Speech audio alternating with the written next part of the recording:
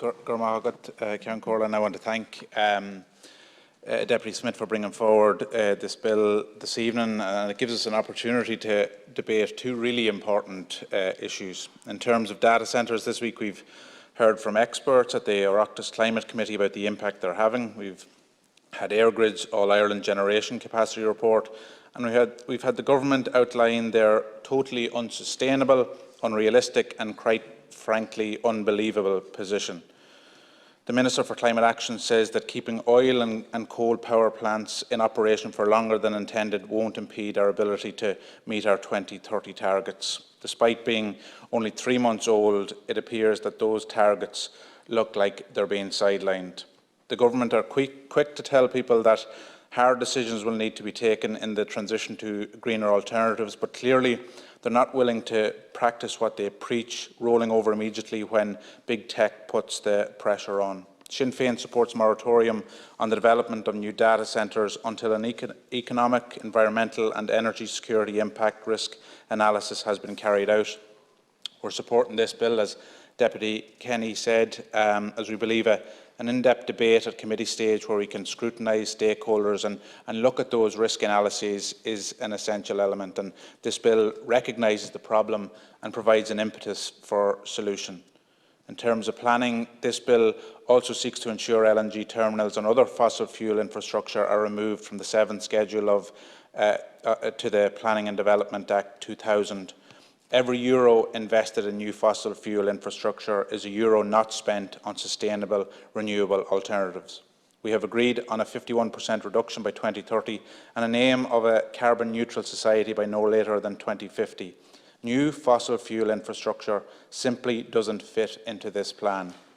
Sinn Féin is opposed to new infrastructure that will lock us into fossil fuel use for decades to come and greatly impede the transition to a zero-carbon economy. Sinn Féin supports an outright ban to frack gas. We've opposed fracking across this island, and we are opposed to importing fracked gas.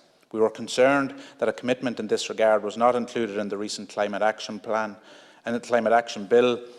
We suspect this omission was due to provisions of the investor clause in the Energy Charter Treaty, the ECT. We believe the ECT poses a huge threat to climate action here. It protects foreign investors in the energy sector from any changes in government policies regarding energy that would impact on their profit or expected future profits. Any future government who would try to phase out LNG terminals would potentially be faced with an ISDS claim in a closed-door investor tribunal that has no appeal mechanism. This happened to the Dutch. They had a short-term energy problem as they were over-reliant on gas and prices went through the roof. In 2009, they invited coal-fired power plants into the country. These opened in 2015-2016. Now, in order to reach their climate targets, the Dutch want to phase these out by 2030. In February of this year, they got hit with 2 claims under the ECT amounting to a minimum of €2.4 billion.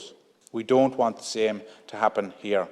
Not only could this ISDS mechanism lead to major liability for the state, it could also result in regulatory chill, where the government don't progress climate measures for fear of litigation. Sinn Féin have called on the Irish government to join other countries such as France and Spain and call for the EU to leave the ECT. Failing agreement at an EU level, we believe the government should set a deadline by which they should leave unilaterally. There is a sunset clause that locks us into liability for 20 years, but the ECT is so bad there's no argument for staying. Italy is already 5 years into their sunset period. If the government is serious about climate action, we need to unshackle ourselves from this regressive treaty. Thank you very much.